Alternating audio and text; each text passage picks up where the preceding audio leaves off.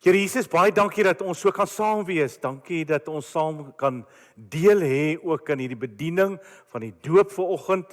Ons hoor van u genade, ons hoor van u liefde. Ons hoor dat u na ons toe eerste neergebuig het om met ons elkeen 'n pad te stap. Dankie dat u vir ons aan die kruis gesterf het. Ons hoor dat u ons uitnooi om u hand te vat, om daagliks met u in 'n diep verhouding te lewe. En dankie dat ons daartoe uitgenooi word en ook dat ons nou die behoefte het om u te hoor, hoe u met elkeen van ons praat deur u woord. En daarvoor maak ons harte oop, ons gedagtes, maak ons lewens oop, sodat ons ook net nou uit hierdie kerkgebou kan uitstap, ook met 'n nuwe begeerte en 'n nuwe lus om die lewe te leef wat u oorvloedig vir ons kom gee het. Amen. Baie dankie. Ons het vanoggend 'n tema, juis vir die boodskap. Verhoudings. Ons praat oor verhoudings en die hoekom daarvan. En dan die vraag is, wat laat verhoudings kwyn? Maar wat laat verhoudings blom? Verhoudings, die hoekom daarvan. En die van julle wat die Bybel saamgebring het, Efesiërs 5, vers 1 en 2, gaan ons saam lees. Net 2 verse, Efesiërs 5, vers 1 en 2.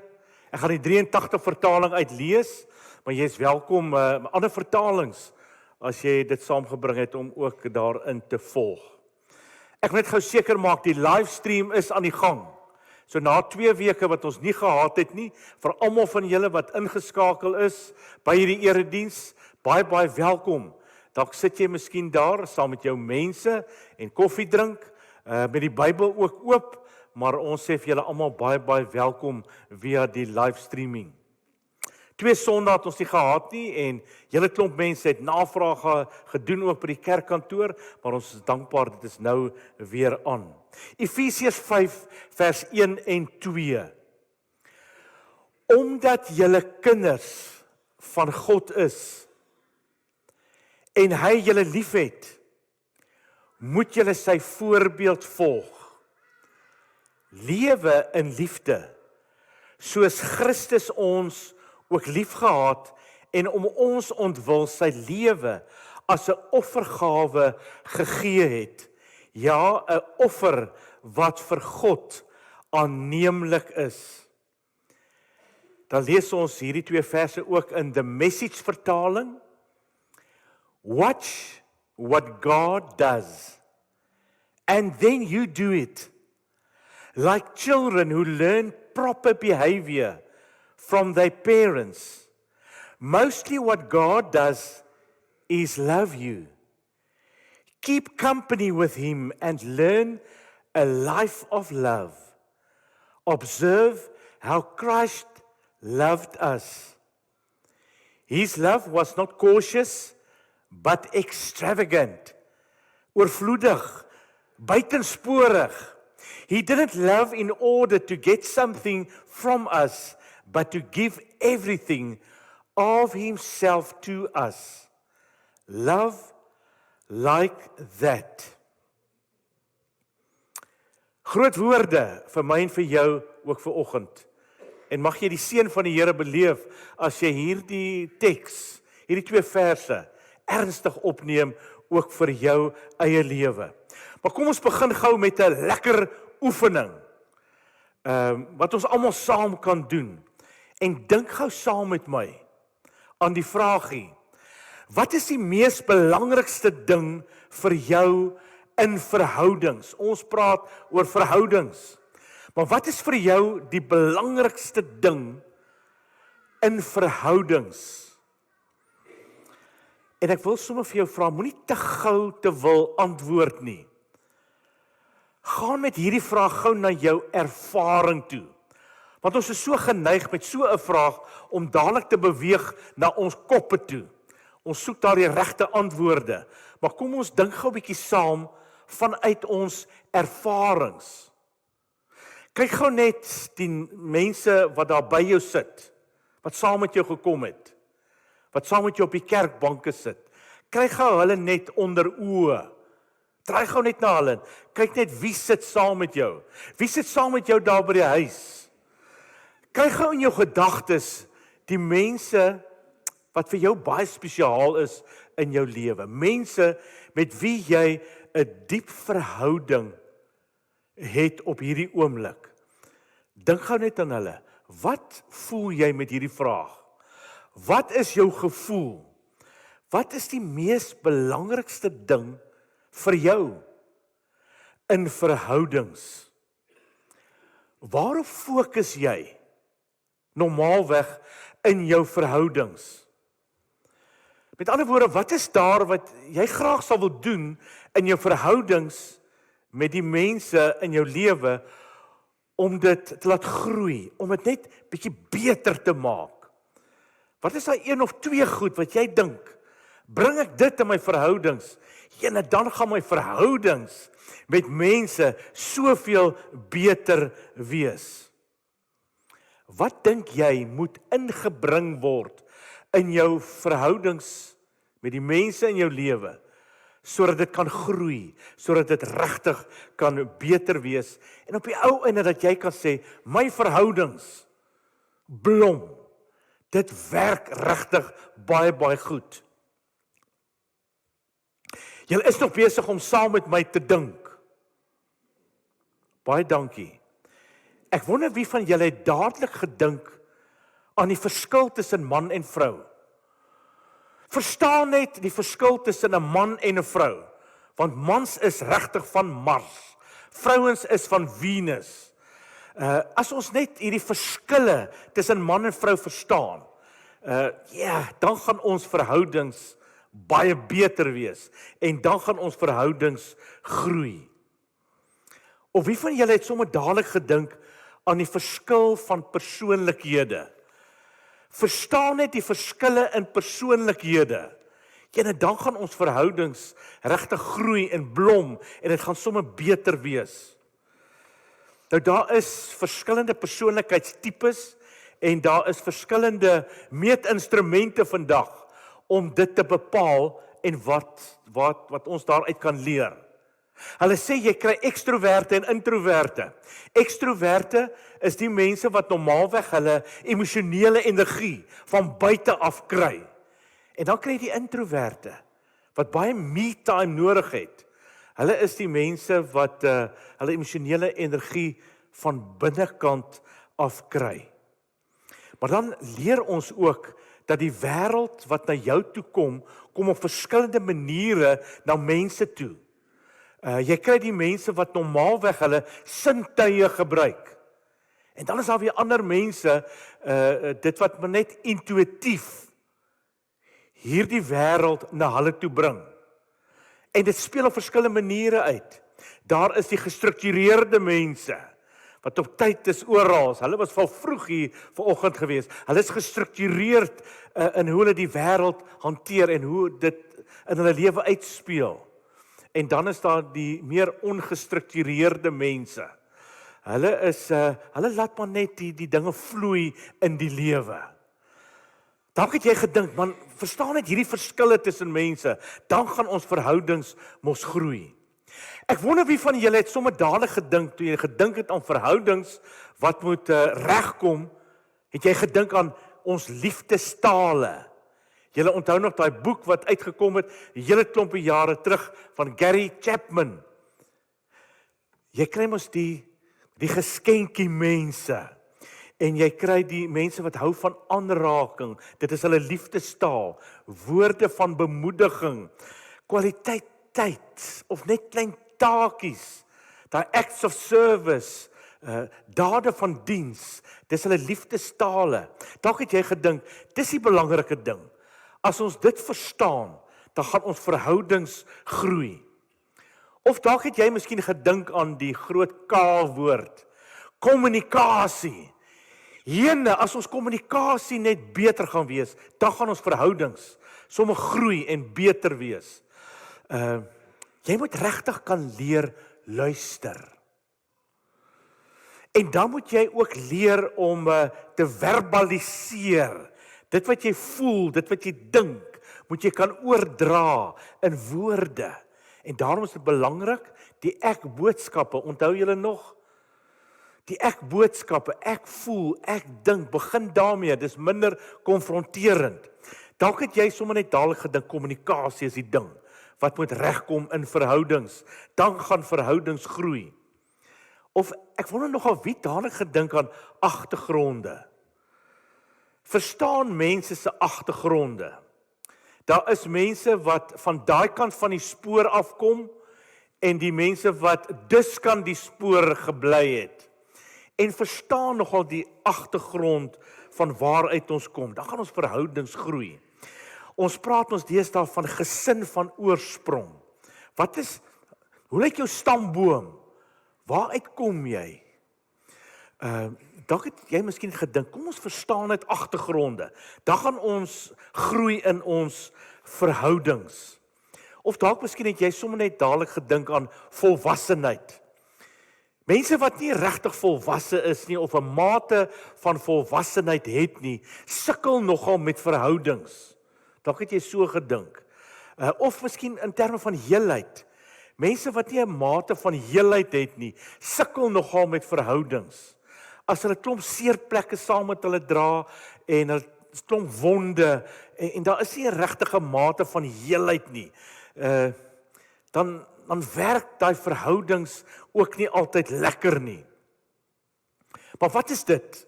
Dit wat jy nou gedink het vanoggend wat moet bykom in verhoudings. Dan gaan ons groei in ons verhoudings. Is dit een ding? Of miskien is dit klomp goed wat ons nou net gou genoem het vir mekaar. Het jy gesien vanoggend wat sê Paulus? Paulus sê, dis die liefde.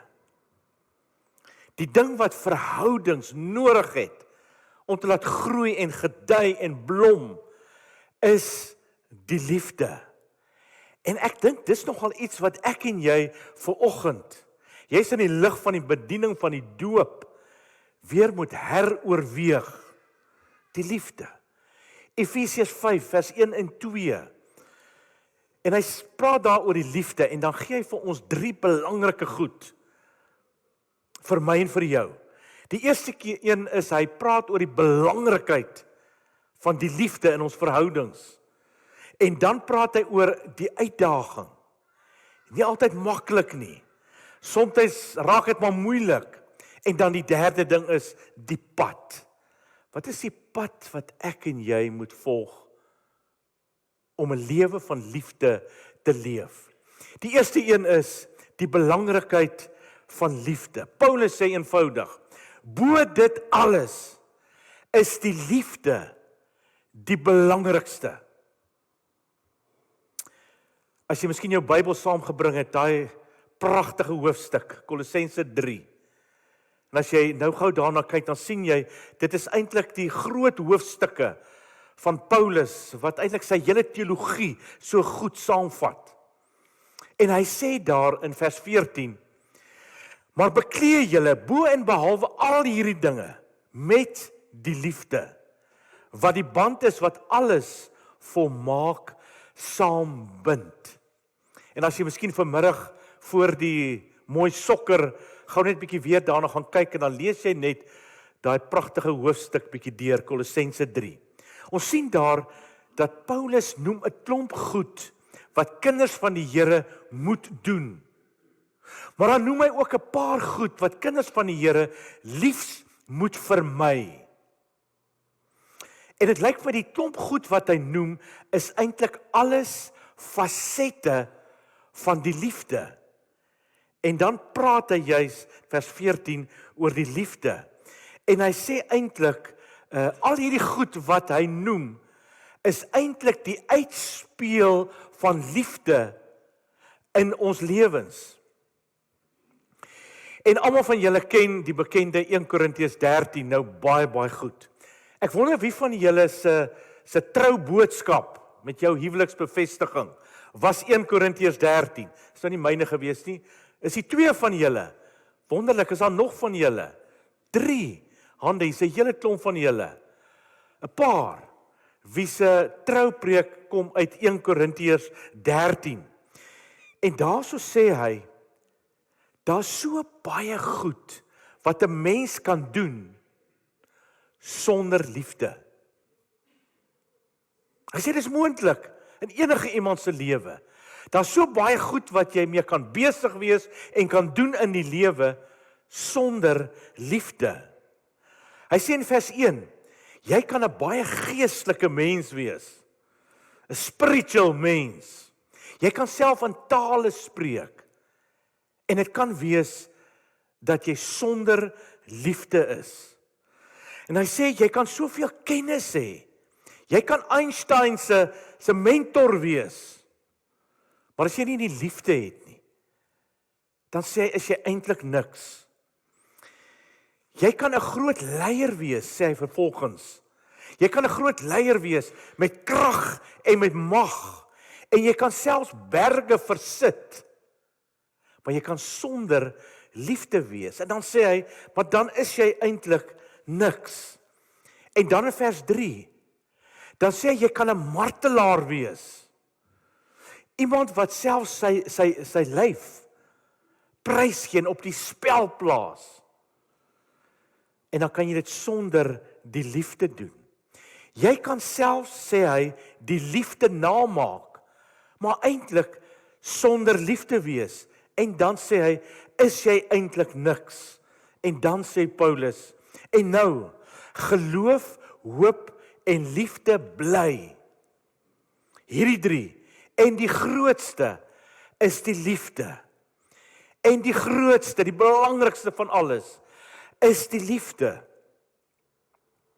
Dis was tog wat Jesus ook gesê het en kom leer het. Liefde is die belangrikste, is die grootste. Om God lief te hê. Dis die belangrikste, dis die grootste van alles. Om God lief te hê. Om dit wat hy gemaak het, om dit lief te hê, die skepping, om dit waarmee hy besig is, en dit wat hy doen in ons lewens, om dit lief te hê. Om alles van God lief te hê. Om ander lief te hê. Jesus het gesê, dis die belangrikste. Daar is niks groter as dit nie. En die interessante vanoggend is, ons weet dit. Ons weet dit. Ons almal wat hier is vanoggend het 'n aanvoeling. Het 'n aanvoeling dat die liefde is eintlik die belangrikste. Dis eintlik die grootste. Ons almal het so 'n bepaalde aanvoeling van die liefde is eintlik waaroor die lewe gaan. Daar is werklik niks groter as die liefde nie. Wanneer het jy in jou lewe, dink mooi, wanneer het jy in jou lewe werklik in kontak gekom met liefde? Wanneer was daai oomblik in jou lewe toe jy werklik in kontak gekom het met liefde? Kan jy dit onthou? Dalk was dit miskien deur jou ouers wat hulle vir jou gesê het, of miskien iets wat hulle gedoen het. Of dalk was dit deur 'n spesiale persoon, daai een wat nou langs jou sit op die kerkbank. Maar wanneer was dit toe jy daai ontwaking beleef het van liefde? Daai oomblik toe jy net agtergekom het, maar dit is liefde. Daai oomblik toe jy gevoel het, maar hierdie oomblik kan aangaan en aangaan. Daai oomblik toe jy iets ervaar het dat die lewe vir jou sin maak.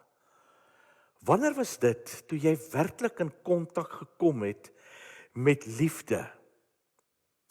En dit is baie keer daai kontak met liefde wat ons gehad het, wat ons dra deur moeilike tye.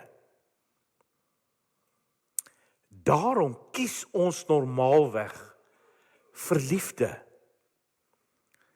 Maar nou weet ons ook vanoggend, liefde kan ook kwyn. En daar is soveel redes ook daarvoor. En dit bring ons dan juis by nommer 2 van die 3 belangrike goed wat Paulus vir ons duidelik maak oor die liefde. En dit is die uitdaging en uitdagings van liefde. Dink gou weer eens saam met my, en julle dink vanoggend saam met my, nê? Baie. Maar dink saam met my. Wat maak liefde soms so moeilik? Hoekom is dit so dat ons baie keer ervaar dat dit is moeilik om lief te hê? Dalk is daar soveel verskeie redes en jy kan dink aan daardie redes in jou eie lewe. Sekere nuances, sekere hoekpunte waaruit ons kan dink ook oor hoekom dit soms 'n baie groot uitdaging in ons lewens is. Dit is 'n metafoor wat my nogal gehelp het om so 'n bietjie in kontak te kom met 'n antwoord vir hoekom dit baie keer vir ons moeilik is om lief te hê. En dit is die metafoor van 'n sonsverduistering. Dit het my nogal gehelp om 'n antwoord te kry, hoekom is dit soms so moeilik, die liefde? Ons sê, dis 'n sonsverduistering, as ons dit kan sien. En al wat gebeur is, die son bly skyn. Die son bly brand. Hy's nog steeds brandend, nê? Nee. Maar die maan skuif in tussen die aarde en die son. En dan kom daar 'n sonsverduistering. En so moet ons ook iets verstaan van die uitdagings van liefde. Kom ek verduidelik gou. En juis vanoggend met die bediening van die doop het ek daaraan gedink. Dit gebeur mos dat mamma 'n maagie het. En dan gaan mamma hospitaal toe en sy kom terug met 'n babatjie. En dan, wat gebeur dan? Julle is reg. Julle val in liefde. Julle sê oor en oor, maar vir hierdie kind is ek so lief. Ek sal alles doen. En ek gaan alles vir hierdie kind gee wat ek nie gehad het nie.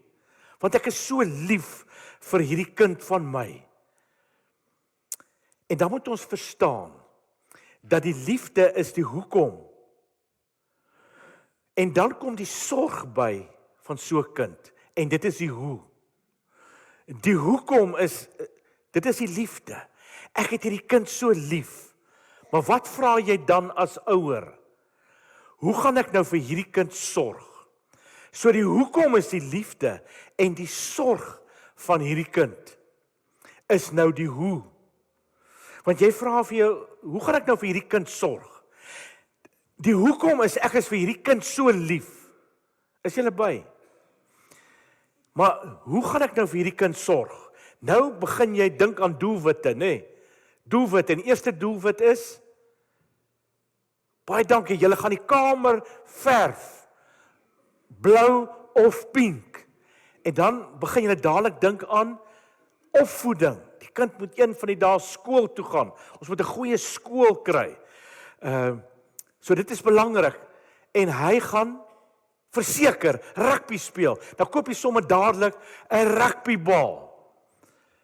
Kom jy agter, wat gebeur nou? Die hoekom raak so bietjie duister. Die hoekom verduister. En die hoe skuif nou in voor die hoekom. En dan verduister die hoekom. En dan beweeg ons eintlik in ons koppe. Wat moet alles gebeur? Hoe moet ek vir my kind sorg? En dan verloor ons 'n bietjie kontak met ons harte. En deesdae praat ons ook, as ons oor die liefde praat, praat ons van hartsverduistering. En wat gebeur nou? Julle is reg. Hy bring 'n rapport huis toe. En nou kyk jy daai rapport deur. Nou sien jy hier's 'n paar wat net onder 80 lê. Hy het daai A gemis. Paar lê onder 60, 59, 58, selfs een vir 49. En dan sê jy, my kind, wat het gebeur? Waarvoor sloof ek my af? Ons betaal vir jou, vir ekstra wiskundeklasse, ekstra Engelse klasse. Wat gaan aan? Kom jy agter? Dan is daar hartsverduistering. Nie dat ek enigstens sê, kinders moet reg gehelp word nie, en soms meer streng gepraat word nie. Maar draai alles dan nie om effektiwiteit nie. Dit gaan dan alles oor 'n fokus op effektiwiteit. En dan verduister die hoekom. Wanneer effektiwiteit so op die voorgrond gebeur, dan verloor ons baie keer maar kontak met ons harte. En dit gebeur so maklik in enige huis. Dit gebeur so maklik in enige kerk. Kom sê gou vir mekaar, wat is die aard van liefde? Johannes sê vir ons daar in 1 Johannes 4 vers 8, God is liefde. God is 'n misterie. Daarom liefde is ook 'n misterie. Dis iets wat 'n mens nie kan bevat nie. Dit is iets wat jy nie kan beheer nie. Maar dit is tog iets wat jy kan ken. Dis iets wat jy kan leer ken. Dis iets waarmee jy kan werk. Liefde is iets waarin jy kan glo ook met jou lewe. Dit lyk vir my dis die aard van liefde. En baie keer wanneer ons dink in terme van 'n bepaalde definisie van 'n Bybelse woord, dan praat ons normaalweg van die effek wat dit het op ons lewens. Ek ervaar daai beker koffie is nou liefde. Dit is liefde vir my. Of as iemand aan my vat, aanraking, dit is vir my liefde. Maar lyk my die aard van liefde, dit bly 'n misterie. Maar wat kan ons doen? En dit bring my by die laaste belangrike ding wat Paulus vir ons duidelik maak. Die pad van liefde. Ek en jy word vanoggend uitgenooi om op 'n reis te gaan. Nie op 'n reis na Europa toe of Australië toe om vir die kinders te gaan kuier nie, maar 'n reis daagliks saam met Jesus. Dis waartoe ek en jy uitgenooi word deur Paulus se woorde. Efesiërs 5 vers 1 en 2. Maar dink ons gou net weer aan die hoekom van die lewe en ook die hoe, effektiwiteit. Dan moet ons tog vir mekaar sê, al twee is belangrik. Ek bedoel effektiwiteit, die hoe help vir ons om te groei, om beter te raak, ook veral in ons verhoudings. En daarom vra ons ook nou, wat kan ons doen? Wat kan ons beter maak? Maar al twee is belangrik. So dis nie 'n of-of situasie nie, dis 'n en. Die hoekom en die hoe is belangrik. Maar ek dink die vraag is, watter een moet meer wees in ons lewens? Ek ben sommer dadelik laat dink aan die ontmoeting tussen Jesus en Petrus, daar in Johannes 21. Ons lees daar, toe hulle klaar was met ontbyt, vra Jesus vir Simon Petrus, Simon Petrus, seun van Johannes, het jy my baie lief? Meer as hulle. Het jy my baie lief? Meer as hierdie boot? Meer as jou werk? Meer as jou drome? Meer as die goed in jou lewe, wat vir jou ook belangrik is? Het jy my baie lief? Twee goed, dit wat Paulus vir ons sê, wat ons kan doen met die liefde. Kyk mooi net in hierdie Engelse vertaling. Hy sê watch, observe how Christ loved us. Nommer 1. Wat ons kan doen? Watch, observe. En dan nommer 2, keep company with him and learn a life of love. Nommer 1, hoe kan ons kyk? Hoe kan ons dit prakties maak? Eenvoudig, as jy in 'n diep verhouding saam met Jesus lewe, maak tyd saam met hom en vra vir hom, Here, vat my terug van my geboorte af en wys vir my hoe u liefde uitgespeel het in my lewe. As dit vir jou bietjie scary klink, dink eenvoudig oor jou lewe, maak tyd daarvoor. Vat miskien 'n A4 bladsy, skryf 'n paar goed neer.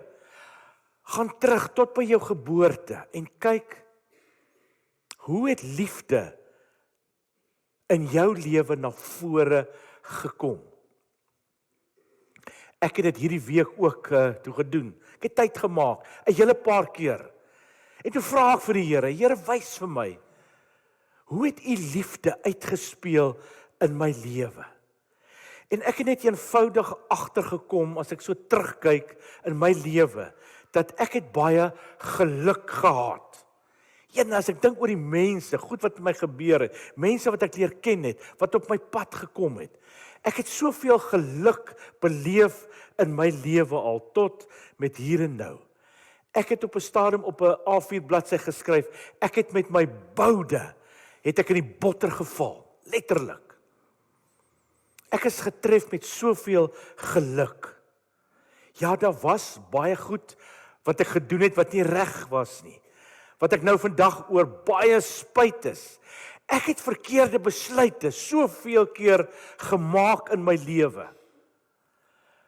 Maar soveel van daai verkeerde besluite het ek op die ou einde goed vir my uitgewerk.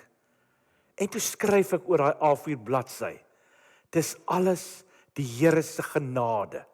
Genade beteken liefde van God in aksie in jou lewe. Dit was nie as gevolg van my harde werk of my slimheid in die lewe nie. Dit was eenvoudig die misterieuse teenwoordigheid en werk van Jesus in my lewe. Maak tyd daarvoor. Vra vir die Here om saam met jou te beweeg deur jou lewe en kyk hoe het sy liefde na jou toe gekom in jou lewe. Want jy lewe vandag in liefde. En dan, wat ons ook kan doen, nommer 2, keep company with him and learn a life of love. Liefde is nie 'n formule nie. Liefde is 'n verhouding met Jesus. Leef saam met hom, reis saam met die Here, daagliks.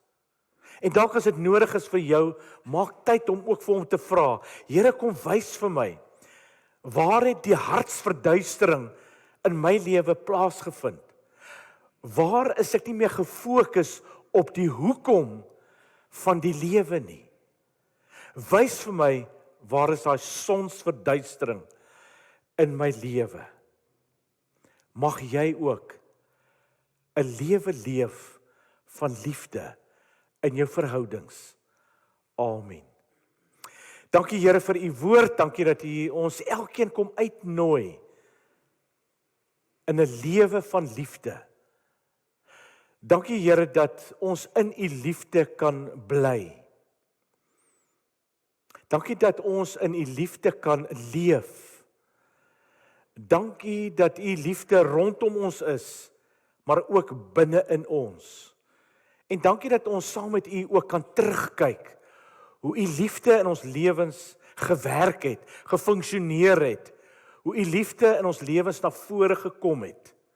Want dit help vir ons in 'n lewe van liefde. En dankie Here dat ons in 'n diep verhouding ook saam met u daagliks kan leef. Sodat u ook kan afvee, sodat op die ou einde ons verhoudings met mense daarby kan baat. Sodat dit wat u besig is om in ons lewens te vorm in u liefde, sodat ons beter verhoudings kan hê. Want dit gaan alles oor die liefde. Bo dit alles is die belangrikste die liefde. Dankie dat ons ook hier kan uitstap, ook met hierdie boodskap, ook in ons harte. Amen. Ja, ons laaste lied is daai baie mooi 1 Korintiërs 13. So kom ons staan op en dan sing ons ook oor die liefde en wat Paulus vir ons daardeur geleer het. Kom ons herinner onsself ook daaraan.